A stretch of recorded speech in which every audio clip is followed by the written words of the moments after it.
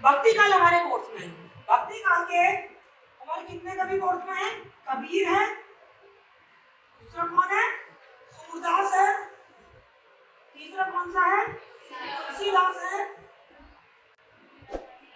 मीराबाई है,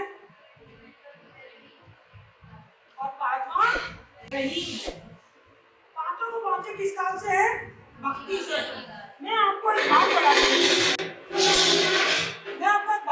हूँ कि जब हम भक्ति की बात करते हैं और भक्ति काल की बात करते हैं तो हमको भक्ति काल का मुख्य रूप से दो प्रकार के कवि मिलते हैं। कौन से?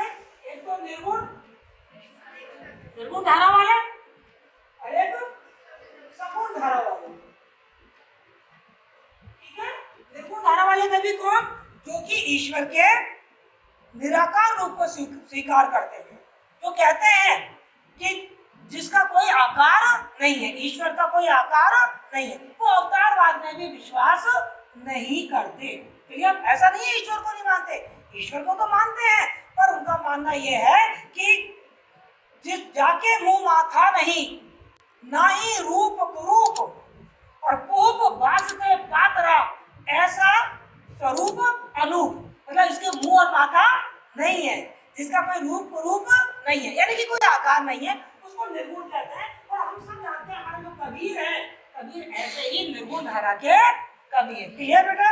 इतना समझ में आया आपको? दूसरी जो धारा मैं बता रही हूँ, सगुण धारा।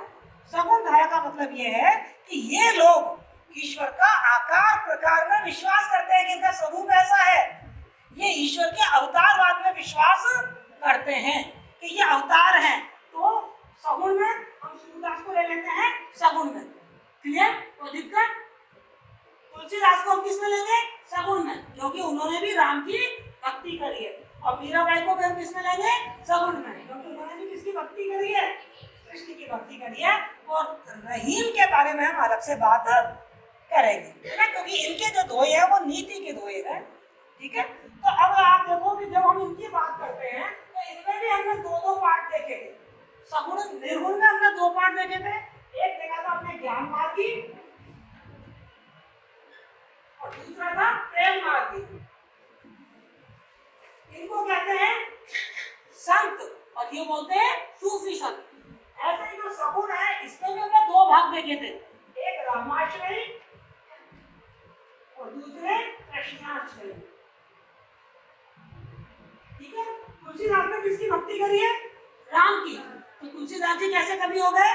भक्ति काल की सगुण धारा के रामाश्रयी कवि हो गए। और आज हम तुलसीदास को ही पढ़ने जा रहे हैं। तो तुलसीदास के बारे में आपको एक बात एकदम क्लियर हो गई है कि जो तुलसीदास हैं वो भक्ति काल के हैं, भक्ति काल में भी वो सगुण धारा के हैं और सगुण धारा में भी वो रामाश्रयी अर्थात राम के भक्त हैं। तो हम जब तुलसीदास जी का साहित्य पढ़ते हैं, उनकी कविता पढ़ते हैं, तो हमें उनकी कविता में राम के अलावा जो और भी हमारे भगवान माने जाते हैं, सनातन धर्म है, हिंदू धर्म है, शिव है, दुर्गा है, सबकी उन्होंने आराधना करी है, पर प्रमुख रूप से उन्होंने किसकी भक्ति की है? राम की भक्ति की है। इसीलिए राम भक्त तुलसीदास कहलाते हैं। आज हम कौन सा पढ़ने जा रहे हैं? तुलसीदास। तो तुलसीदास का इतना परिचय तो आपको मिल ही गया कि ये भक्ति काल की सगुण धारा के रामाश्रयी कवि हैं।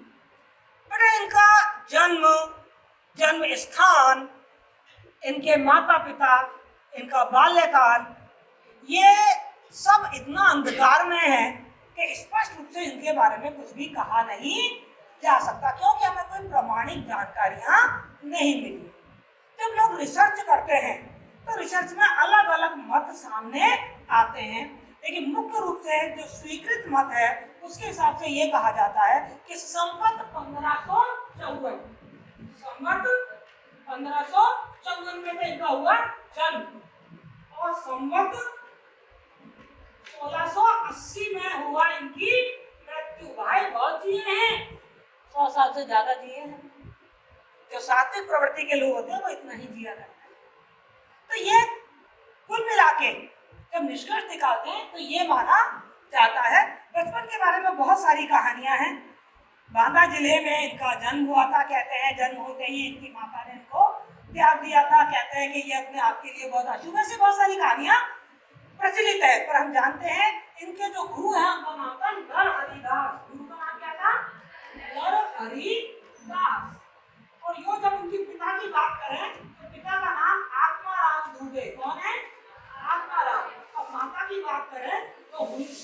उनकी माता का नाम।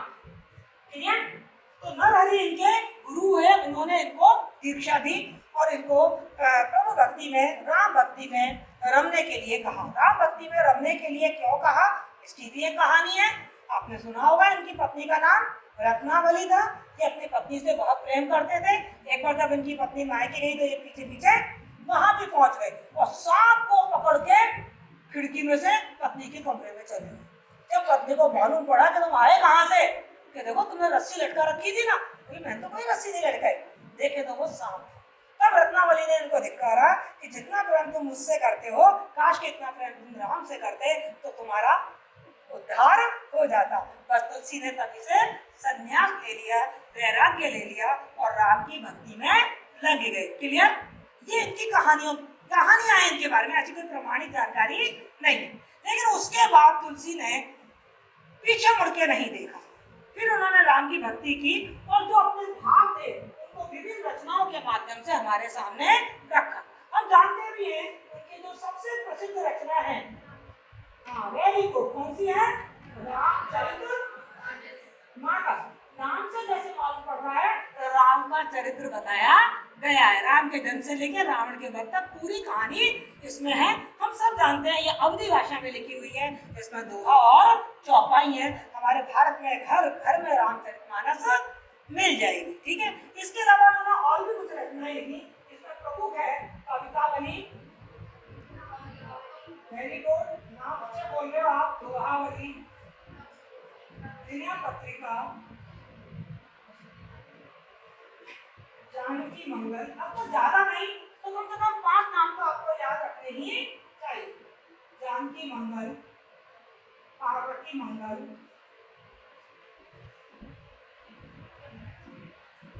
कृष्ण गीतावली, रामलला महचू, ये इनकी कुछ रचनाएं। तो करीबन आपको रामचरितमानस तो पक्का याद रखोगे आप। कवितावली याद हो जाएगी क्योंकि कविता है, दोहावली याद हो जाएगी, बिना पत्रिका याद हो जाएगी, और बिना पत्रिका तो याद रखना बहुत जरूरी है क्योंकि आपके कोर्स में बिना पत्रिका के ही पद है। क्लियर? तो ये चीज समझ में आ गई आपको या नहीं आई है? आ गई है। अब हमको समझना चाहिए कि इनकी काव्यिक विशेषता क्या है। जब हम इनकी कविता पढ़ते हैं तो इनकी कविता में हमको क्या तो भाव मिलेगा और इनकी कविता में हमको क्या कलागत विशेषताएं मिलेंगी। हमेशा ध्यान रखिए, जब भी हम किसी की काव्यगत विशेषता की बात करते हैं तो आपके बहुत ही इंपॉर्टेंट चीज है, काव्य शास्त्र कह लो इसको, चाहे काव्यगत विशेषताएं कह लो इसको, चाहे काव्य सौंदर्य कह लो, एक ही बात है। तो इस काव्य सौंदर्य को, काव्य सौंदर्य को हम मुख्य रूप से 2 भागों में बांट लेते हैं। कौन कौन से 2 भाग बांट लेते हैं? एक भावगत और दूसरा कलागत। भावगत में तो ये चीज देखते हैं हम, क्या कहा है। भावगत में क्या देखते हैं? क्या कहा है। और कलागत में क्या देखते हैं? कैसे कहा है। तो हम तुलसी की बात करते हैं, भावगत में क्या कहा है इन्होंने, हमने अभी भी पढ़ा, इनकी भक्ति की बात कही गई है। क्या है? भक्ति भावना देखने को मिलती है, राम के प्रति भक्ति की भावना। और मैंने आपको बताया था बात करते करते कि तुलसी की जो भक्ति की भावना है राम के प्रति, वो दास्य भाव की है। कैसी है? बताया था ना, सूरदास की कैसी है? सखा भाव की। मीरा की कैसी है? कांत भाव की। और तुलसीदास जी की कैसी है? दास भाव की। यानी कि ये अपने आप को राम का दास मानते हैं और राम को अपना स्वामी मानते हैं। दूसरी बात हम देखेंगे, प्रेम की अभिव्यक्ति, ईश्वर के प्रति प्रेम की अभिव्यक्ति, अलौकिक प्रेम की अभिव्यक्ति। आप ये शब्द लगा सकते हैं, अलौकिक प्रेम की भक्ति। इनकी रचनाओं के माध्यम से हमें, जैसे रामचरितमानस से आप पढ़ेंगे तो राम और सीता का प्रेम, भाई भाई का प्रेम, पिता पुत्र का प्रेम, प्रेम की अभिव्यक्ति इन्होंने की। और साथ ही का मानना ये है कि यदि हम ईश्वर से अटूट प्रेम करते हैं, श्रद्धा रखते हैं, तो ईश्वर हमें मिल ही जाएंगे। क्लियर? ये सब जानते हैं, सहज भक्ति के माध्यम से ईश्वर हमको मिल जाता है। और यदि हम इनकी भागवत विशेषता की बात करें, इनकी कविताओं को हम पढ़ें, तो हम देखते हैं कि इनकी कविता में हमको सामाजिक आदर्श एवं मर्यादा ये देखने को मिलती है इनकी कविता में। अब रामचरितमानस पढ़ते हैं, मैं और किसी की बात नहीं कर रही, रामचरितमानस में देख लो आप, सामाजिक आदर्श और मर्यादा बताए कि नहीं बताए? समाज में राजा कैसा होना चाहिए, क्या कर्तव्य है राजा के, पिता के क्या कर्तव्य है, पुत्र कैसा हो, सेवक कैसा हो, सब बताया नहीं बताया? तो उन्होंने सामाजिक आदर्श और मर्यादा की प्रतिष्ठा की अपने कविताओं के माध्यम से, ठीक है। और इनकी इतनी महानता क्यों बढ़ी? क्योंकि इन्होंने अपनी कविता में लोक मंगल, जनता की भलाई, परोपकार की बात कही। किसकी बात कही? लोक मंगल, लोक मंगल। लोक मंगल पढ़ा है ना आपने? पर पीड़ा सम नहीं अदमाई, है ना? पर हित सरस धर्म नहीं भाई, और पर पीड़ा सम नहीं अदमाई। दूसरों की सेवा करने से बड़ा कोई धर्म नहीं है और दूसरों को दुख देने से ज्यादा कोई अधर्म नहीं है। तो उन्होंने लोक मंगल की बात कही है। पूरा रामचरितमानस लोक मंगल का काव्य है कि जनता का भला या दूसरों का भला कैसे किया जा सकता है। इसके अलावा इनकी कविता में हमें बहुत इंपॉर्टेंट बात जो देखने को मिलती है वो मिलती है समन्वयवाद। तुलसी का जो समय था, तुलसी का जो समाज था, उस समय समाज बहुत बिखरा हुआ था, बहुत बटा हुआ था।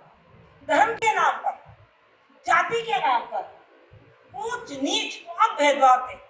इवन देन केवल हिंदू धर्म की भी बात करें तो हिंदू धर्म में भी अलग अलग मत थे। वैष्णव मत, शाक्त मत, शैव मत, अलग अलग मत थे। उत्तर भारत, दक्षिण भारत, जैसे रावण शैव मतावलंबी था, शिव जी की पूजा करता था, लेकिन राम वैष्णव थे। तो ये अलग अलग मत थे, उन्होंने इन सबका समन्वय करवाया।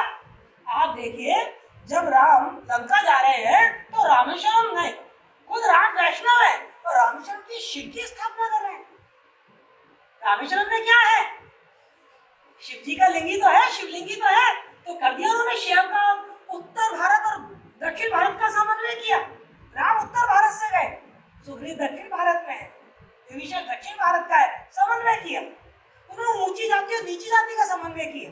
राम क्षत्रिय है, केवट से दोस्ती कर ली, शबरी के बेर खा लिए, तो जातिगत भेदभाव मिटाया। मिटाया या नहीं मिटाया? ये आदिवासी लोग थे, जंगलों में रहा करते थे, लेकिन राम तो नगरीय सभ्यता के प्रतीक है। तो नगरीय सभ्यता और ग्रामीण सभ्यता दोनों का समन्वय उन्होंने करवाया। तो उनके काव्य में हमको ये भावना विशेषताएं प्रमुख रूप से देखने को मिलती है। क्या क्या? भक्ति की भावना मिलती है, उनके प्रेम की अभिव्यक्ति, अलौकिक प्रेम की अभिव्यक्ति है, सामाजिक आदर्श और मर्यादा की प्रतिष्ठा की है, लोक मंगल और लोक रक्षक रूप देखने को मिलता है, और समन्वयवाद की व्यवस्था हमको इनके काव्य में मिलती है। अब हम बात करते हैं इनकी कलागत विशेषता की।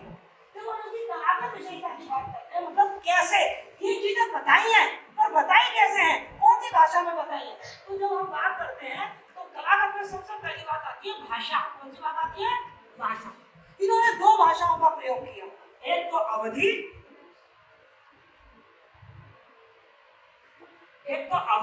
और दूसरी ब्रज भाषा। रामचरितमानस अवधी में लिखी हुई है, लेकिन आपके कोर्स में जो है ना विनय पत्रिका, वो ब्रज भाषा में लिखी हुई है। कौन सी भाषा में लिखी हुई है? तो ध्यान रखना, क्योंकि आपकी व्याख्या तो विनय पत्रिका में से आएगी, और विनय पत्रिका की भाषा कौन सी है? ब्रज भाषा है। कौन सी भाषा है? ब्रज भाषा है।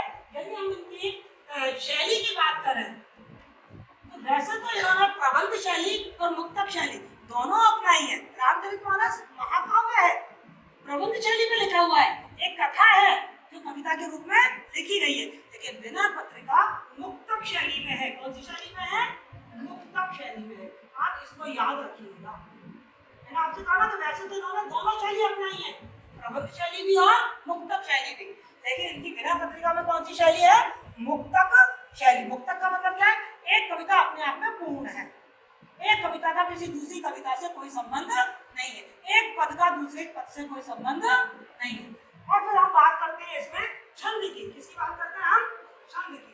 तो यो यदि हम रामचरितमानस को देखें तो चौपाई है, दोहा है, सवैया है या नहीं है? लेकिन इसके साथ ही साथ इन्होंने मात्रिक और वर्णिक दोनों छंदों का प्रयोग किया है। तो दोहा, चौपाई, सवैया की हम बात कर रहे हैं, ये मात्रिक छंद है, लेकिन उन्होंने कवित्व और सवैया ये दोनों वर्णिक छंद है। जैसे मैंने बताया, दोहा, चौपाई और सोरठा, ये तीनों मात्रिक छंद है, जिनका प्रयोग हमें रामचरितमानस में बहुत देखने को मिलता है। लेकिन कवित्व और सवैया में इन्होंने लिखे हैं जो कि वर्णिक छंद है। क्लियर? तो अब हमारी बिना पत्रिका की हम बात करेंगे तो यहाँ पर गीत छंद है। कौन सा छंद है? गीत। सारे पद लिखे हैं जिन्हें गाया जा सकता है। और जो हम इनके अलंकार की बात करेंगे तो पहली बात हमने भाषा की करी, दूसरी बात हमने शैली की करी, तीसरी बात हमने छंद की करी और चौथी बात हम कर लेते हैं अलंकार की। अलंकार जो काव्य की शोभा बढ़ाते हैं उनको अलंकार कहते हैं। आपने नाम सुना होगा, अनुप्रास अलंकार, उपमा अलंकार, रूपक अलंकार। भाई तुलसीदास जी का प्रिय अलंकार है रूपक अलंकार और उपमा अलंकार। बहुत मिलता है। मन सरोज रूपक अलंकार, चरण कमल रूपक अलंकार। तो रूपक, उपमा, उत्प्रेक्षा, अनुप्रास, यमक, श्लेष सारे अलंकार मिलते हैं पर उपमा और रूपक का कोई जवाब नहीं है जितना तुलसी ने इनका प्रयोग किया। और तुलसी के काव्य में अलंकारों का स्वाभाविक प्रयोग है, जबरदस्ती उन्होंने अलंकारों का कोई प्रयोग नहीं किया। ये तुलसीदास का साहित्यिक परिचय हो गया जो आपको आना चाहिए। ये आपकी भूमिका भी बनाएगा और साथ ही जो प्रश्न आएगा कि तुलसी की काव्यगत विशेषताएं बताइए तो आप आराम से बता सकते हैं। यह प्रश्न आएगा कि बिना पत्रिका की साहित्यिक विशेषताएं बताइए तो भी आप बता देंगे, पर यहाँ पर थोड़ा छाटेंगे आप। बिना पत्रिका में क्या है? भक्ति भावना है। बिना पत्रिका में हमें कोई क्या देखने को मिल रहा है? ज्यादा भक्ति भावना। और बिना पत्रिका की भाषा कौन सी है? ब्रज भाषा है।